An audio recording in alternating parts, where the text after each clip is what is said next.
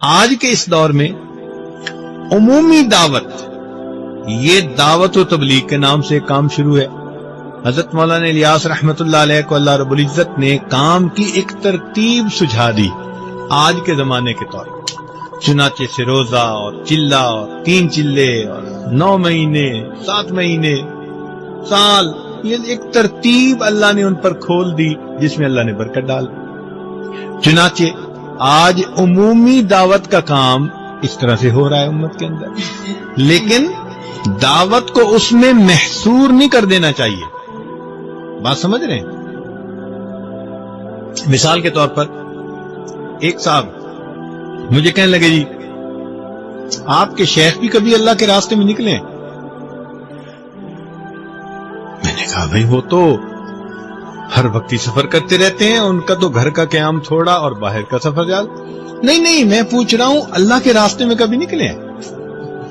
میں نے پوچھا اللہ کے راستے سے کیا مراد لے رہے ہو؟ کہنے لگا یہ جو جماعت کی ترتیب ہے تو یہ غلطی ہے، کیونکہ حدیث پاک میں نبی علیہ السلام نے ارشاد فرمایا من خرج فی طلب العلم، جو شخص علم کی طلب میں گھر سے نکلتا ہے فہو فی سبیل اللہ، وہ اللہ کے راستے میں ہوتا ہے۔ تو جب اللہ کے حبیب فرما رہے ہیں کہ جو طالب علم گھر سے علم طلب کرنے کے لیے نکلتا ہے وہ اللہ کے راستے میں ہوتا ہے، تو اس کو پھر جماعت کی ترتیب کے اندر محصور کر دینا یہ پھر غلطی ہے۔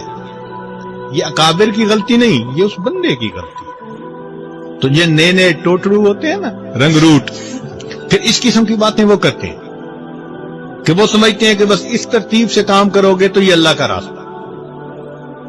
میں نے اس سے ایک سوال پوچھا، میں نے کہا کہ بھئی یہ بتاؤ کہ آپ جو سمجھ رہے ہو کہ جو ترتیب حضرت مولانا الیاس رحمت اللہ علیہ کے اوپر اللہ نے کھولی یہ اللہ کا راستہ ہے، تو پھر نبی علیہ السلام سے لے کر مولانا الیاس رحمت اللہ علیہ تک کے درمیان کے حصے میں لوگ اللہ کے راستے میں نہیں نکلا کرتے تھے؟ بھئی نبی علیہ السلام سے لے کر حضرت مولانا الیاس رحمت اللہ کے کام کھلنے سے پہلے تک درمیان کی امت بھی تو دعوت کا کام کرتی رہی نا۔ تو پھر اگر اللہ کا راستہ اسی پر ہم لگا دیں گے تو پھر درمیان کے لوگ کدھر گئے؟ تو اب وہ جا کے پھر اس کو بات سمجھ میں آئی۔ تو پھر میں نے کہا بھئی دعوت کے انداز ہوتے ہیں۔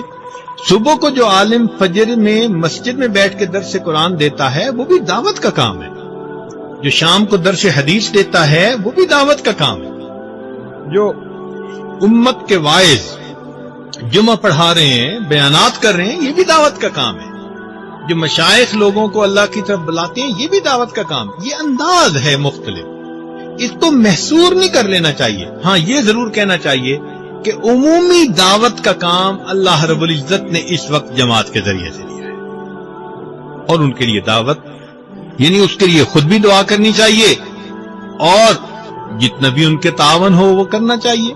یہ تو بات اپنی جگہ ٹھیک ہے۔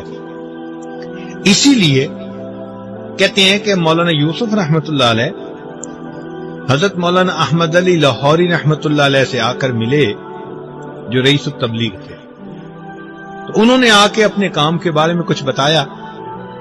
تو مولانا احمد علی لاہوری رحمت اللہ علیہ نے ایک بات بتائی، فرمایا کہ جب تمہیں اپنی بقا کے لیے دین کے دوسرے شعبے کے لوگوں کا فنا ہونا ضروری محسوس ہوگا تو یہ تمہارا گمراہی کی طرف پہلا قدم ہے۔ جب تمہیں اپنی بقا کے لیے دوسرے شعبوں میں کام کرنے والے لوگوں کا فنا ہونا ضروری، تو اس لیے یہ بھی ایک غلط فہمی ہے کہ انسان یہ سمجھے کہ بس صرف یہ ایک دین کا کام ہے، مدارس والے دین کا کام کر رہے ہیں، اور یہ ترتیب نبی علیہ السلام سے چلی، اصحاب صفہ سے چلی اور آج تک چل رہی ہے۔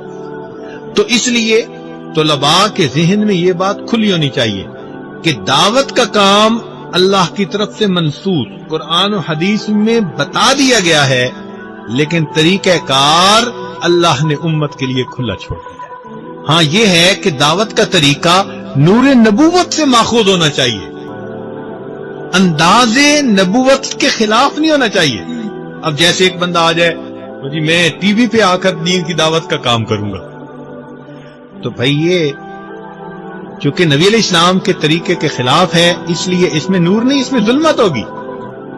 بات سمجھ رہے ہیں؟ تو طریقہ کار ہر وہ ٹھیک ہوگا جو نور نبوت سے ماخوذ ہوگا، مگر اللہ نے اس کو کھول دیا. تو الحمدللہ اس وقت پوری دنیا کے اندر اس جماعت کے ذریعے سے اللہ تعالیٰ دین کا کام کروا رہے ہیں. ہماری دن رات کی دعائیں ہمارے ان بھائیوں کے لیے. اللہ تعالیٰ ان کی محنتوں کو قبول فرمائے اور ہمیں بھی اللہ تعالیٰ اس ترتیب پر چلنے کی توفیق عطا فرمائے.